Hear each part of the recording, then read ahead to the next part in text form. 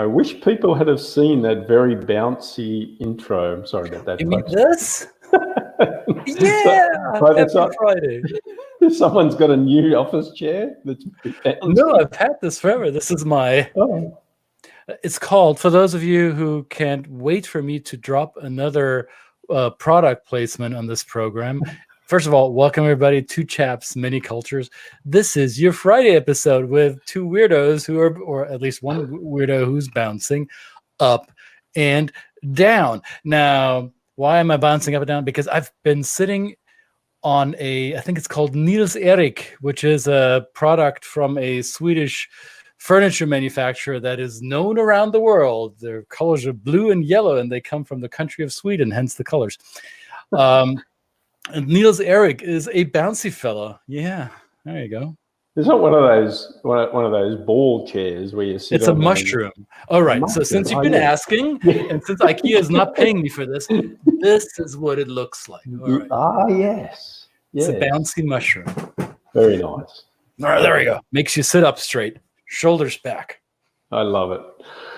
Well, welcome everybody to Friday, episode 55. Two Chaps Mini Cultures, posing a question, which we always try and do because we like to ask questions and get answers, or at least offer our opinions on whether a performance is an out. Well, we kind of put it in the negative term a little bit, but I think all performance, whether positive or negative, cultural, or is it, does it have to do with other things? So in terms of, I guess, we get asked this question by clients all the time. Is there something I can identify culturally, and how can I address it? Right. Any thoughts?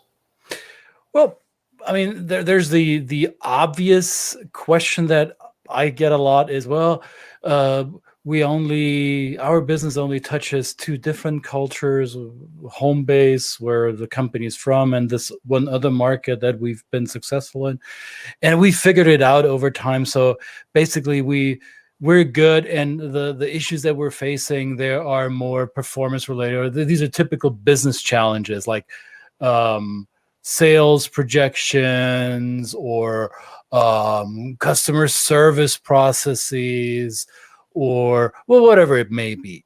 And I challenge clients, I challenge people and say, well, are you sure this is not related to culture? And there's one, and we put that in the show notes, there's one gentleman that I think encapsulated that quite elegantly, Mr. Louis Gerstner, who was the head of IBM for many, many years. And he put it, I'm paraphrasing, he put it in a way that he recognized during his time at this very global company, IBM, that culture isn't simply one facet of leadership or one element that he needed to pay attention to. Or I think he said, culture is not just a part of the game, it is the game. And obviously he did not only refer to cultural based on nationality, regionality, linguistics. He also referred to as culture as an organizational puzzle piece, as an organizational cultural question. And that's where my answer to a client would come in and say, well, yes, you may be very good in dealing in your home culture and in your away culture, and you're doing excellent work in defining a way of working successfully together. Yet have you created an organizational culture that allows you to react to challenges or opportunities in the most efficient way? And that's when the conversation with the client can go really deep in a rabbit hole. And my argument that I always make is, it's always the culture. It's a culture. Sorry. I mean, obviously, with our work that we do, and with culture as the label on basically every product, every service, every program that we create, it probably might be surprising if we left it out, or if we thought that it was not about culture.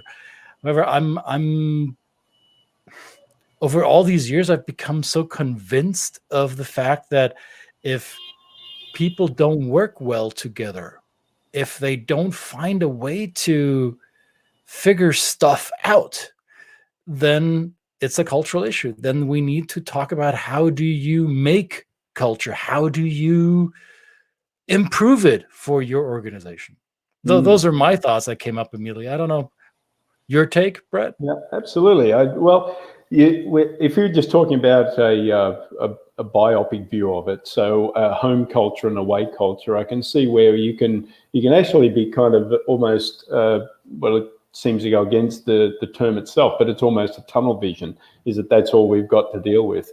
But in amongst those is the organizational culture, the difference between how that's been established in each country, and also any other outside influences of people that you've got on your team, that perhaps their cultural tendencies, albeit that we don't want to ascribe all of the blame, for want of a better word, to any of that. But if you can identify some of these contrasts, then possibly you can take advantage and bring the positiveness of the cultural influence that a particular person does to a project, to a global set of goals, and to establish a culture that's a great mix of both. And right. So I think that if you can identify it, even whether it's I mean, we tend to leave things alone when they happen well, right? So we don't, if it's not broken, don't fix it.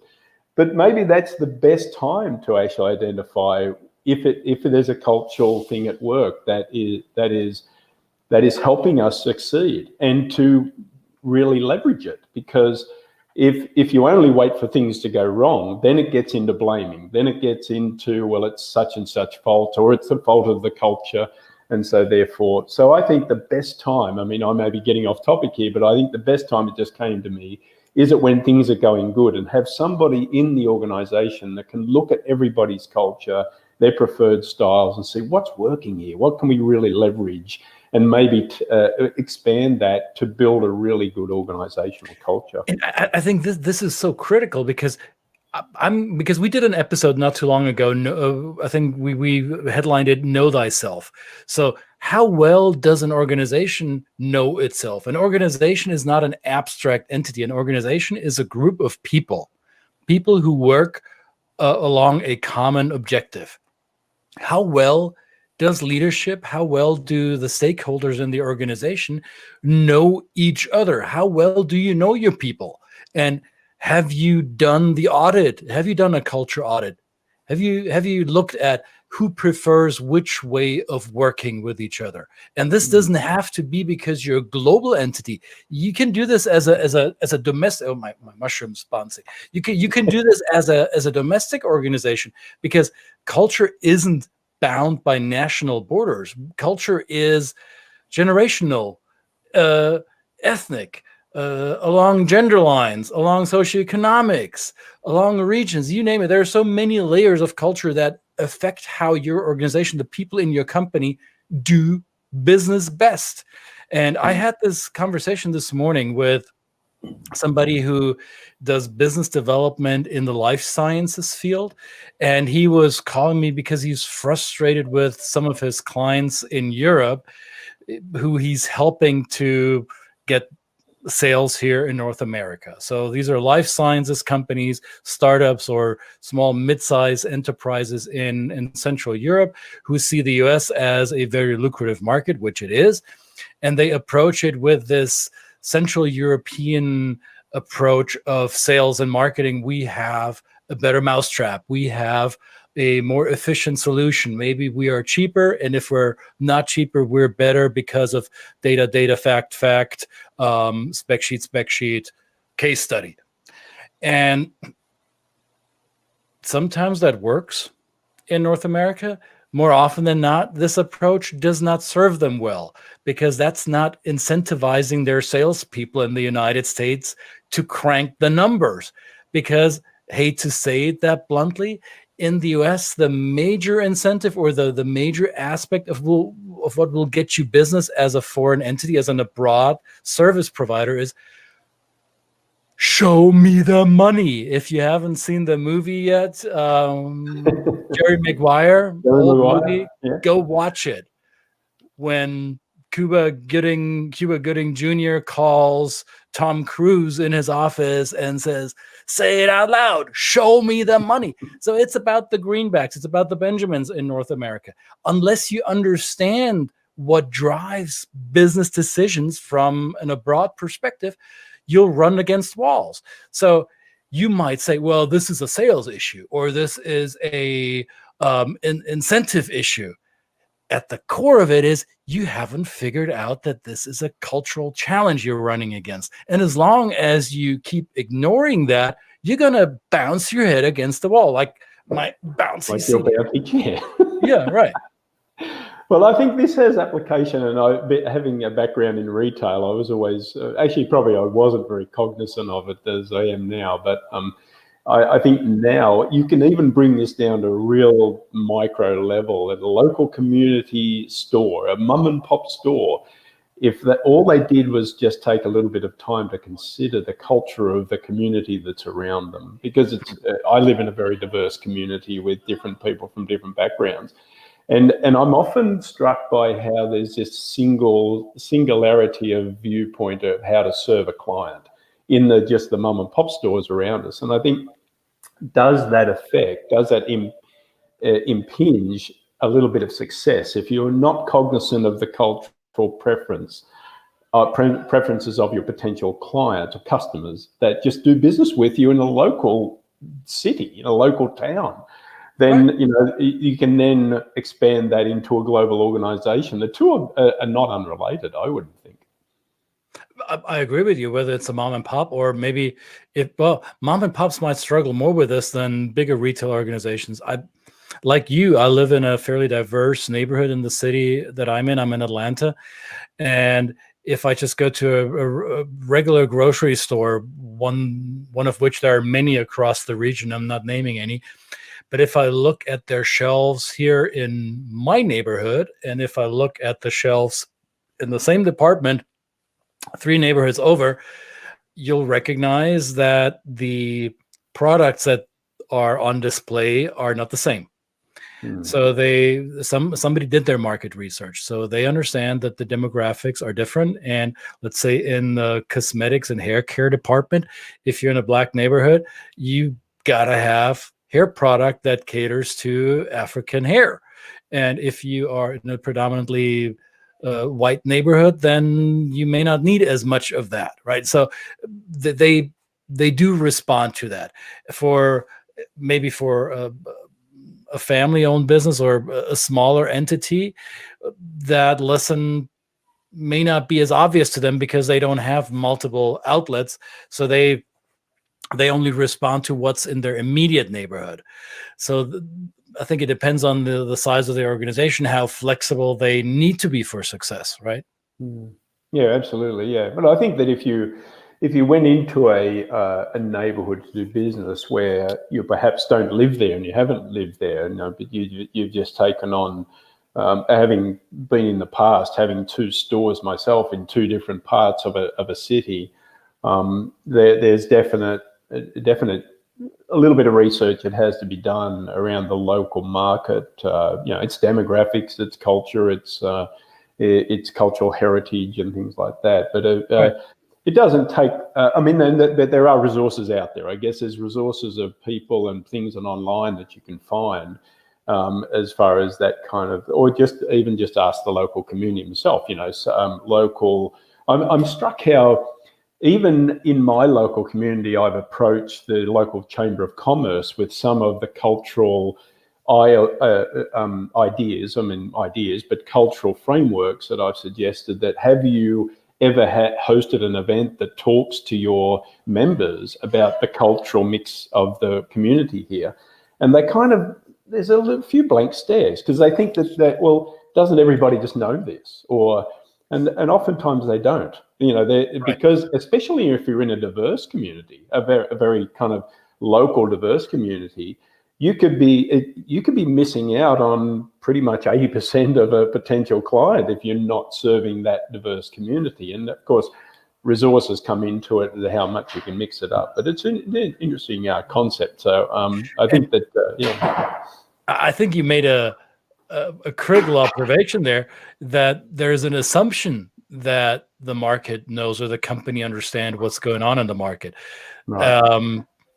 Assumptions are quicksand. It's tough. It's tough to build a solid foundation upon assumptions. It's odd to encounter that, and it's sometimes, obviously at first for me it's frustrating when I recognize people assume that this is the situation they're dealing with, and then I recognize, well, there's an opportunity for me to engage, right? But overall, I think this is why one of the reasons I think why we're doing this daily program is to drive home the message that culture and cultural aspects are not some fuzzy woo-woo nice to have when we're doing well and we have no other problems to handle kind of issue. No, it's actually a foundational piece. If you don't get culture right, it will bite you in the behind. And that is true for your small, mid-sized business locally, and this is even more so true if you're doing business outside of your region and outside of your language and cultural zone. So I think Louis Gerstner was right, and I mean, you don't have to be an IBM to come to that conclusion. But culture isn't just a puzzle piece; it's the entire picture. Absolutely. Drop the mic. Okay, so then we go home now. No, we could sit around and talk about this all weekend, because it is the weekend. What else are we going to do? What are you going to do on the weekend, by the way? I must not say. You must not say. Okay. I might divulge on a Monday. However, as we go into the weekend, those of you who are watching, Shana Tova, to those of you who are celebrating the beginning of a new year, may it be prosperous to you and may it bring you sweetness and joy and success. And for those of you who are more interested in what does that mean, what is this guy talking about, I'm obviously talking about Rosh Hashanah, the beginning of the Jewish New Year, which happens tonight. So Shabbat Shalom to those of you who observe that. And maybe, just maybe, we can't confirm that yet, but maybe next week we'll have a little deep dive into that topic. So fingers crossed. Very fascinating. And just related to that, the new season of Shtetl is out. I mean, I will talk more. Oh, Shtetl? And now he froze. I hope it's not me who froze. You still there, Brett? That's the beginning of a new year. This is a sign that we need to be done for tonight. Series. About the Jewish. It sounds like we're having technical issues with my friend who's working from a dungeon tonight, because the minions on the top floor have told him he must vacate the premises so they can put in some new paint and some all right, can you see me now? We can see you back now. So have they put the plug back in? All right. Oh man, those minions. No. Gotta be careful with them. No. Can't. All right, guys. Can't see me. This was the Friday episode of Two Chaps Many Cultures. As Brett recollects himself digitally, we'll come back to you on Monday. This was episode 55. Can you believe it? I'm bouncing up and down. Enjoy. All right. Happy weekend, everybody. Talk to you again on Monday, and we will post the update on when and how. Put the plug back in, I think. All right. Sorry.